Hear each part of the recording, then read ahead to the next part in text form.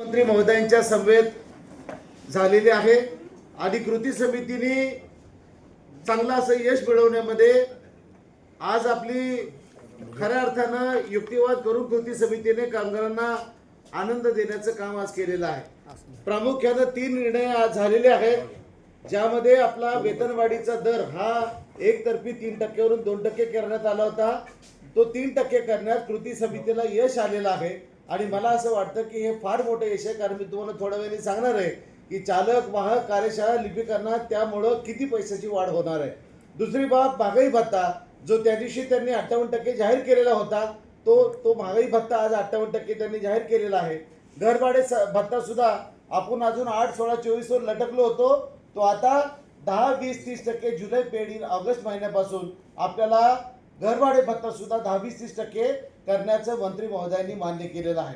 कृती समितीतल्या सगळ्या संघटनांच्या प्रमुखांनी आजच्या चर्चेमध्ये सहभागी झाले।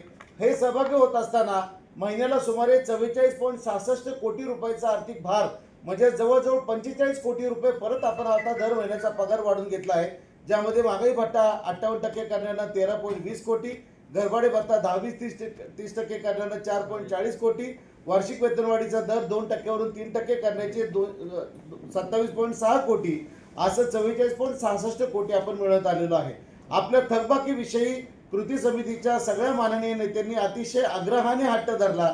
त्यामध्ये आपला जो फरक निघणार आहे तो फरक सुमारे 2740 कोटी आणि वैधानिक देणी जे आहेत ज्यामध्ये 2850 कोटी रुपये असे आपल्याला फरकाचं देणं आहे।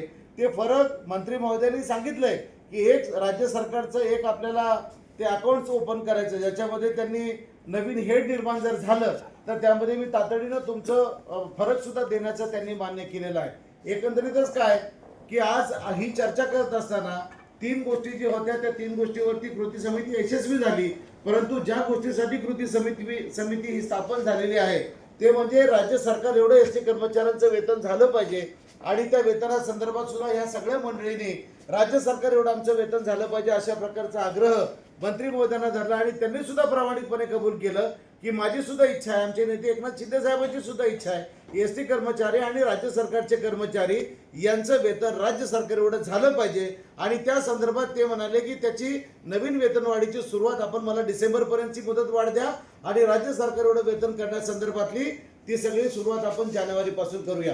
हे सगळं मित्रांनो आता अधिवेशन चालू आहे। अधिवेशन चालू असल्यामुळे मंत्री महोदयांचा अधिकार आहे की अधिवेशन जर चालू असलं तर त्याची घोषणा उद्या त्यांना सभागृहात करणं आवश्यक आहे। उद्या घोषणा सभागृहामध्ये काय होतीये याच्याकडे सर्वांचं लक्ष आहे, पण आम्हाला विश्वास आहे की जे काही मी आता बोलले कृती समितीच्या वतीनं त्याच घोषणा उद्या सभागृहात केल्या जातील। अन्यथा आपल्याला माहिती आहे की आंदोलनाचा हत्यार आपल्या हातामध्ये आहे। पण मित्रांनो मी 2दा 3दा तुम्हाला सांगतोय की कृती समितीने फार निगरगट्ट होऊन अगदी हाय पॉवर कमिटीने जरी निर्णय नाकारला असला तरी शेवटी ती करारातली तरतूद होती ते सांगितलं। शिवाय आपल्याला रावते साहेबांच्या परिपत्रकात 2.3% राज्य सरकार लागू झालं केलं जाईल हे सांगितलं। परत 21 जे परिपत्रक केलं होतं 5-4-2.5 त्यामध्ये सुद्धा लिहिलेला पुरावा दिला। पण आपल्याला 1% वेतनवाढ झाल्यामुळे तुम्हाला सांगतो चालक आपला 1/4/16चा मूळ वेतनात ज्याचं 12,080 होतं त्याचं 1/4/20ला 20,290 बेसिक होणार आहे आणि 1/4/26ला 24,228 बेसिक होणार आहे। म्हणजेच माहे-जून 2026चं मूळ वेतन 23,301 म्हणजे 24,228 मधून 23,301 जर मायनस केलं तर सुमारे 927 म्हणजे 1,000 रुपये आपल्याला मूळ वेतनात वाढणार आहेत। त्याचा जर फरक काढला आपला तर मूळ वेतनाचा फरक 69,729, महागाई भत्ता 23,518 आणि घरभाडे भत्ता 5370 असं जवळजवळ 1% वेतनवाढ वाढल्यानं 98,617 रुपये चालकाचा एकूण फरकाची रक्कम, वाहकाची 92,091 आणि आपले जे क्लर्क लोक आहेत त्यांची 1,04,21 रुपयाची रक्कम एवढी मिळून घेण्यात कृती समिती यशस्वी ठरलेली आहे। आणि म्हणून आम्ही सगळी मंडळी एका विचाराने वेगळ्या पक्षाचे वेगळ्या विचाराचे असलो तरी हातात हात घेऊन प्रामाणिकपणे तुमच्यासाठी लढतोय, तेव्हा तुम्ही सर्वांनी साथ देताय त्याबद्दल मी आपले आभार व्यक्त करतो। उद्या सभागृहातली घोषणा झाल्यानंतर आपल्या पुढच्या सोमवारचं 29चं जे अधिवेशन आहे त्या अधिवेशनाच्या आंदोलन जे आहे त्या आंदोलनाच्या संदर्भामध्ये कृती समितीच्या संदर्भात आमच्याकडे कोणी एक सहकारी किंवा काय असतील ते लोक तुम्हाला 29च्या आंदोलनासंदर्भात व्हिडिओ काढून टाकतील। परंतु आज मंत्री महोदयांचे आम्ही कृती समितीच्या वतीनं आभार व्यक्त करतो। धन्यवाद।